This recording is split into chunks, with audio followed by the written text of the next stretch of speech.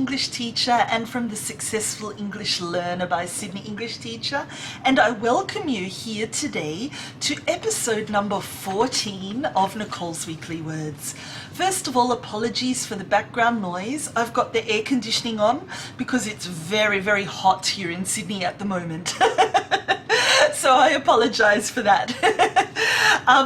Welcome to those of you who are new, who have never joined me before, either live or in the recording. I really hope that you enjoy learning vocabulary with me and using some great impressive new words. For those of you who have been with me from the start, we have already reached episode 14. That means we've done 14 weeks of learning together and 14 weeks of brilliant vocabulary. So by now your level of vocabulary will already have reached, so high, and you'll already be confidently using a wide range of new impressive words. So congratulations to you. I say well done and thank you for sticking with it, because vocabulary learning isn't really that difficult or that boring. It's actually quite enjoyable. I'm sure you'll agree with me. I love teaching you new words, so I hope that you love learning them too. Today what we're going to do is focus on the letter F. So I've chosen 5 great words that all begin with the letter F. And yeah, I'd like to teach them to you today, tell you what they mean, and then give you some example sentences so that you are able to use them as well. Don't forget that after this lesson this morning, you'll be able to visit my Facebook group, the Successful English Learner by Sydney English Teacher, where you can download the worksheet for today's lesson.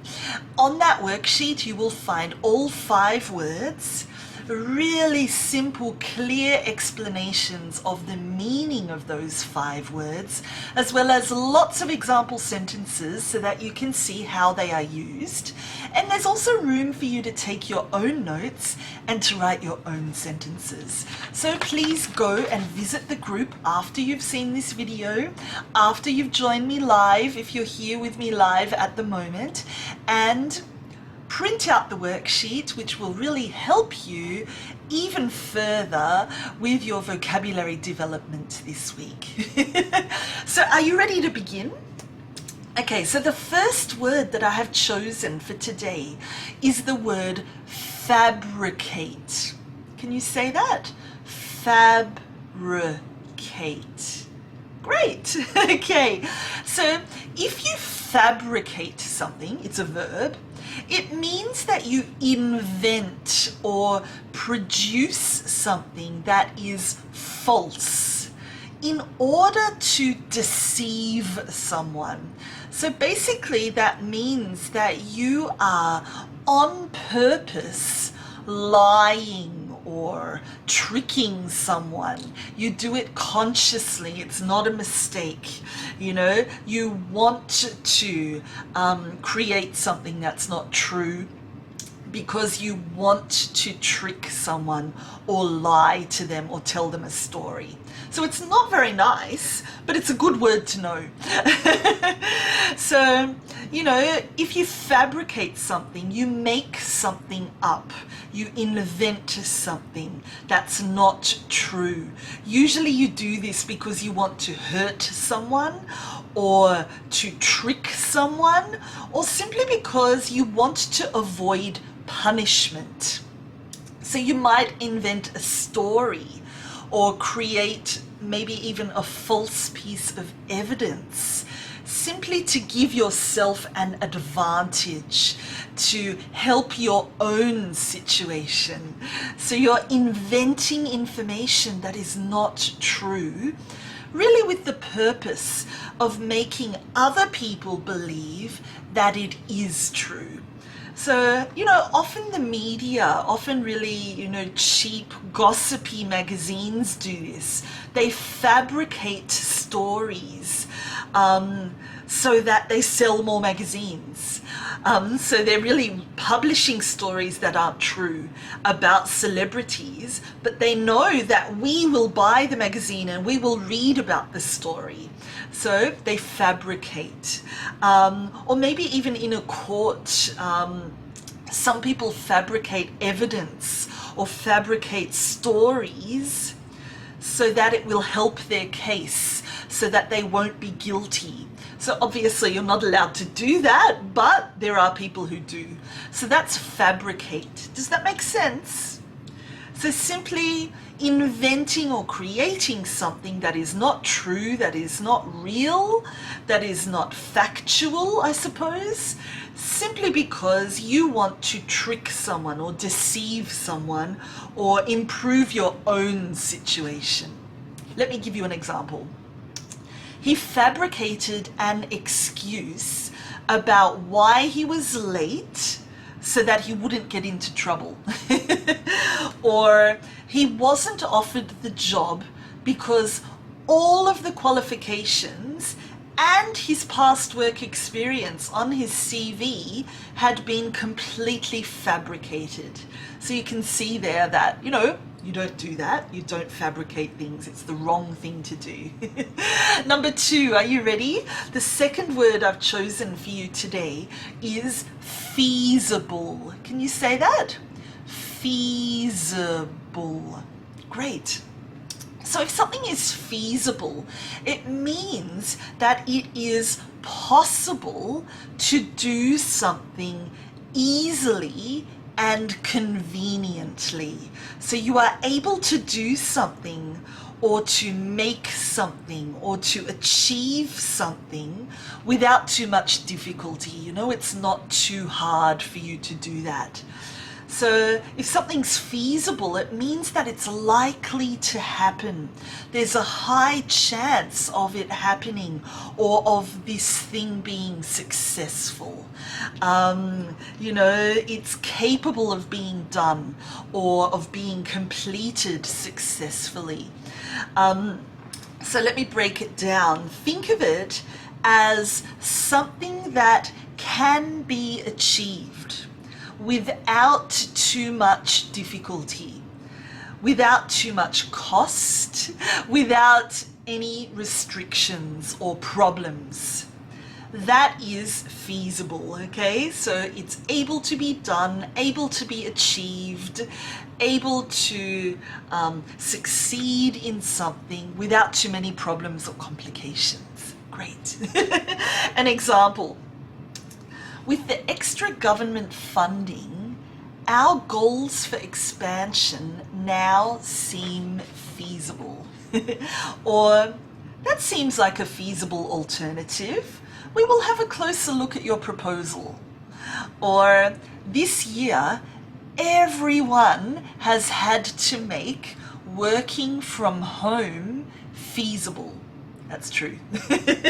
So I hope those sentences, those example sentences have helped. Let's now have a look at the third word that I've chosen for today, and that is the word fiasco. Fiasco. Fiasco. Great. So a fiasco is something that is a complete failure, and it's usually a very, very embarrassing one.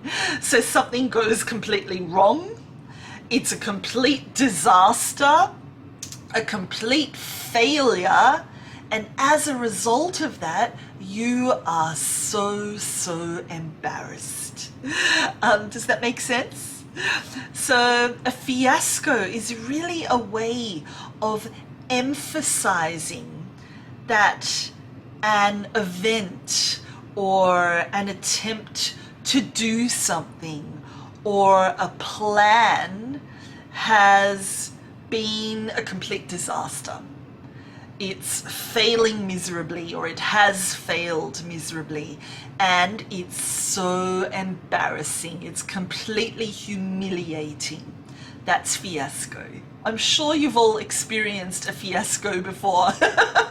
We're all human, you know. Let me give you an example. The first performance was a complete fiasco. One actor forgot his lines, another fell over on the stage, and the audience laughed when they weren't supposed to. Oh my God, a fiasco. His political campaign was a fiasco, even if he didn't want to admit to it. Sounds familiar. Or, I don't understand why critics are describing this film as a fiasco. I actually really enjoyed it. There you go. So that's word number 3, fiasco. Let's now have a look at word number 4, which is forfeit. Forfeit. Perfect. If you forfeit something, it means that you lose something, or that something is taken away from you as a penalty for doing something wrong. So you've done something wrong, and this is basically your punishment. Something is taken away from you, or you're unable to continue experiencing or having this thing because you've done something wrong. This is your punishment. So, you know, you might lose the right to do something or to have something because you've broken a rule. Or maybe because you've made a mistake, you know, you've done something wrong, something really bad. So something's taken away from you as your punishment, basically to teach you a lesson, okay? So that you know much better for next time and you won't do the same again. Alternatively, instead of someone else making the decision and taking it away from you and punishing you, you can make the decision to forfeit something, you know, because maybe you are unable to complete something or unable to follow the rules. So you're the one who decides to forfeit. So for example, in sport, you know, you might injure yourself. So you forfeit the game, you forfeit the match because you can't continue playing. So really, the ball's in your court there. You've made the decision to forfeit. You're not being punished by anyone else there. So 2 meanings. Number 1 is someone takes something away from you as a penalty, as a punishment for what you've done wrong. Number 2 is you yourself decide to stop playing a sport or finishing a game or a match because something has happened, perhaps. Let me give you an example. If you cancel your booking with less than 7 days notice, you will forfeit your deposit. Or she had to forfeit the tennis match after spraining her ankle. Or if you don't complete the assignment and hand it in on time, you will forfeit your right to join your classmates on the excursion. Ooh, that's a tough one. Wonderful. So that's forfeit. Now we've got the 5th and final word for this week, and that is the word flaw. Flaw. No, it's not the floor that we walk on. It's FLAW. Flaw. And simply put, a flaw is an imperfection.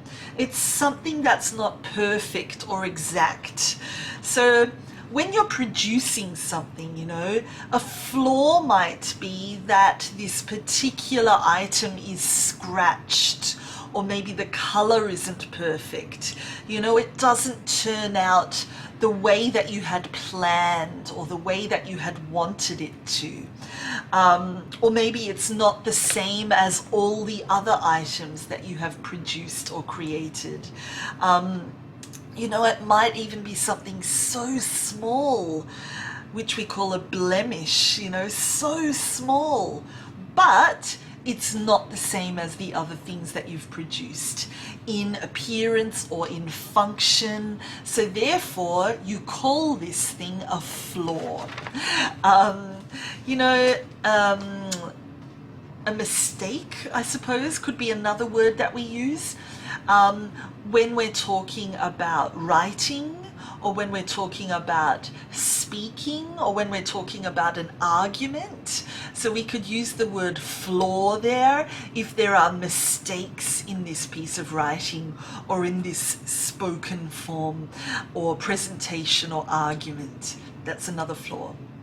So think of a flaw as maybe a weakness that happens when something is being planned or made and it doesn't turn out perfect. There are mistakes. I hope that makes sense. If you're not quite sure, ask in the comments section below and I will explain that a little bit more deeply for you. So some examples. A flaw in the steering led to 20,000 new cars being recalled immediately. That's really good because obviously a flaw in the steering is something really dangerous and life-threatening. Next, our company spent thousands of dollars correcting design flaws, but everything is perfect now. Or this report is full of flaws. You need to rewrite it before showing it to the department manager. So there you go, they're the 5 words for today. We have looked at fabricate, feasible, fiasco, forfeit and flaw. I hope you've really enjoyed learning them, and if you've heard those words before, that's great, but your challenge now is to use them yourself. That's what I always ask you to do. Go and practice these words. We don't just want passive knowledge of these words where we recognize them. We want active knowledge of these words where we are able to confidently use them.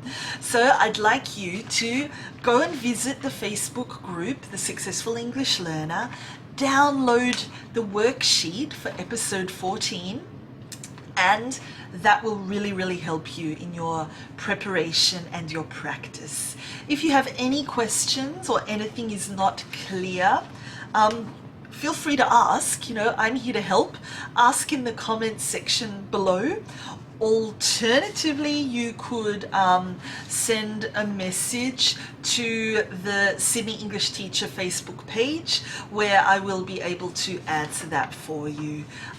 Yeah, so anyway, there are 5 words for today. I hope you've really enjoyed today's episode. Come back again next week to learn 5 great new words again, and I'll check in a few days to see how you're going and to remind you to practice using these words. Thank you so much for listening and have a wonderful day. Bye everyone.